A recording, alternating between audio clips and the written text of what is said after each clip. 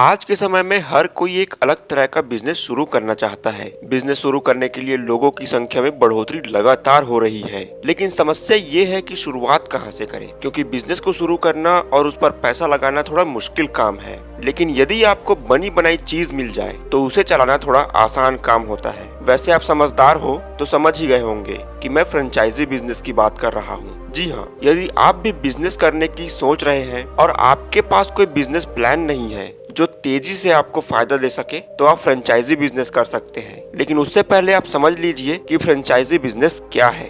तो फ्रेंचाइजी एक ऐसा बिजनेस होता है जिसमें कंपनी का मालिक अपने लोगो, कंपनी का नाम, कंपनी मॉडल, इन सब के अधिकारों को किसी थर्ड पार्टी को बेचता है। कंपनी का मालिक जिस थर्ड पार्टी को अपने सारे अधिकार बेचता है उसे फ्रेंचाइजी कहते हैं। फ्रेंचाइजी में कम से कम दो पक्ष होते हैं। पहला फ्रेंचाइजर, जो ब्रांड या ट्रेडमार्क, बिजनेस का नाम, बिजनेस सिस्टम सब कुछ स्थापित करवा चुका होता है। और दूसरे पक्ष में फ्रेंचाइजी, जो फ्रेंचाइजर के बिजनेस नेम, लोगो, बिजनेस सिस्टम के अंतर्गत व्यापार करने का अधिकार प्राप्त करने के बदले रॉयल्टी या कुछ शुरुआती शुल्क भुगतान करता है।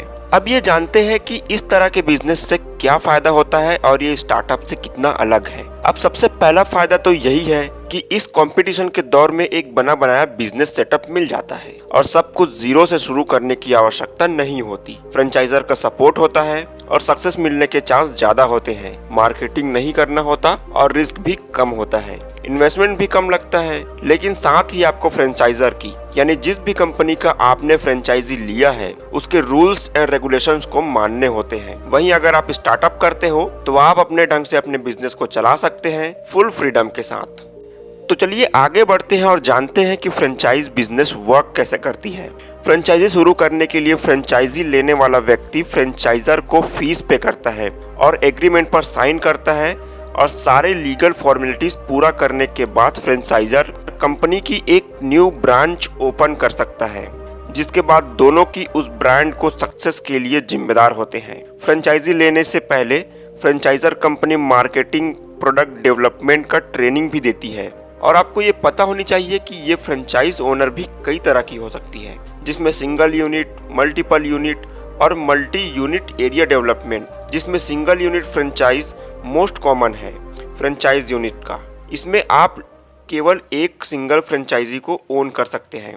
वहीं मल्टी यूनिट फ्रेंचाइजी में जब एक फ्रेंचाइजी को सफलतापूर्वक चलाने लग जाए तब वो उसी कंपनी की और भी फ्रेंचाइजी ब्रांचेस खोल सकता है, लेकिन एक स्पेसिफिक टाइम में, स्पेसिफिक एरिया में specific number of franchisee open करता है, तो उसे मल्टी यूनिट एरिया डेवलपमेंट कहा जाता है। अब आगे बढ़ते हैं और जानते हैं कि फ्रेंचाइजी बिजनेस कितने प्रकार के होते हैं। तो पहला, प्रोडक्ट डिस्ट्रीब्यूशन फ्रेंचाइज बिजनेस। इसमें कंपनी आपको अपने प्रोडक्ट को बेचने की अनुमति देती है, लेकिन वह आपको बिजनेस चलाने में कोई मदद नहीं करती। साथ ही इसमें आप अपने हिसाब से बिजनेस चला सकते हैं, इसमें कंपनी की कोई पाबंदी नहीं होती। दूसरा, मैन्युफैक्चरिंग फ्रेंचाइज बिजनेस। फ्रेंचाइज लेने वाले व्यक्ति को लाइसेंस लेकर फ्रेंचाइज का नाम और ट्रेडमार्क के साथ प्रोडक्ट बनाने और उसे बाजार में बेचने की अनुमति मिल जाती है, लेकिन इस सिस्टम में मूल रूप से प्रोडक्ट का स्वामित्व रखने वाली कंपनी यानी फ्रेंचाइजर को फ्रेंचाइजी द्वारा फ्रेंचाइज शुल्क और बेची गई फ्रेंचाइज यूनिट पर एक नियमित भुगतान किया जाता है। तीसरा, बिजनेस फ्रेंचाइज वेंचर। इसमें फ्रेंचाइजी फ्रेंचाइजर से प्रोडक्ट खरीदकर ग्राहकों को बेचती है और मूल कंपनी फ्रेंचाइजी को अपना कस्टमर बेस प्रदान करती है, जिन्हें फ्रेंचाइजी को बनाए रखना जरूरी होता है। चौथा, बिजनेस फॉर्मेट फ्रेंचाइज। इस प्रकार की फ्रेंचाइजी में आपको कंपनी का ब्रांड नेम, कंपनी के व्यापार करने के तरीके का उपयोग करना होता है। इसी के साथ आपको कंपनी के सारे रूल्स और रेगुलेशंस को भी मानने होते हैं। इस प्रकार की फ्रेंचाइजी बहुत ही सामान्य फ्रेंचाइज है जो कि ज्यादातर बिजनेस में उपयोग की जाती है। अब आगे बढ़ते हैं और जानते हैं फ्रेंचाइज बिजनेस के बिजनेस आइडियाज और कॉस्ट के बारे में। तो इंडिया में फ्रेंचाइज बिजनेस के लिए जो मोस्ट पॉपुलर इंडस्ट्रीज हैं, उनमें पहला ब्यूटी और वेलनेस फ्रेंचाइज बिजनेस। इसमें आप लैक्मे सैलून, लोरियल सैलून और जावेद हबीब सैलून मिल सकते हैं। दूसरा, food and beverage franchise business.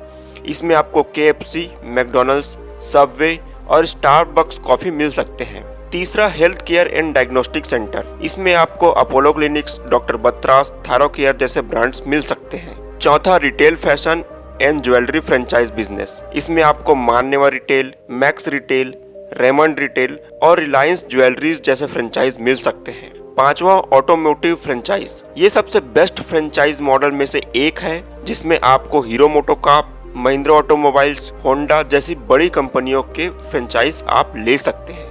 अब फ्रेंचाइजी लेने के लिए इनके कॉस्ट प्राइस की बात करें तो पतंजलि जैसे ब्रांड्स के लिए कम से कम 7 लाख रुपए खर्च करने होंगे, डोमिनोज के लिए 30 लाख, लैक्मे की फ्रेंचाइजी के लिए लगभग 25 लाख, डॉक्टर बत्रास क्लिनिक के लिए 25 से 30 लाख और हीरो मोटोकॉर्प की फ्रेंचाइजी के लिए लगभग 50 से 1.5 करोड़ रुपए तक का इन्वेस्टमेंट चाहिए होगा। अब ये तो हुए कुछ बड़े ब्रांड्स, लेकिन आपके अपने एरिया में कुछ ऐसे ब्रांड्स भी होंगे जिसके नाम ज्यादा बड़े ना हो, लेकिन वो कंपनी जो प्रोडक्ट या सर्विस प्रोवाइड कराती हो उसका डिमांड बहुत हाई हो और आपको कम इन्वेस्टमेंट पर उसकी फ्रेंचाइजी मिल सकती हो, तो आप उसे ले सकते हैं। क्योंकि यहाँ पर ब्रांड मायने नहीं रखता, आप अपने कस्टमर को क्या दे रहे हो और आपके कस्टमर आपके सर्विस से कितना खुश हैं वो मायने रखता है। तो फ्रेंड्स, आई होप आपको ये वीडियो पसंद आया होगा। पसंद आए तो वीडियो को लाइक कीजिए, शेयर कीजिए और चैनल को सब्सक्राइब जरूर कीजिए।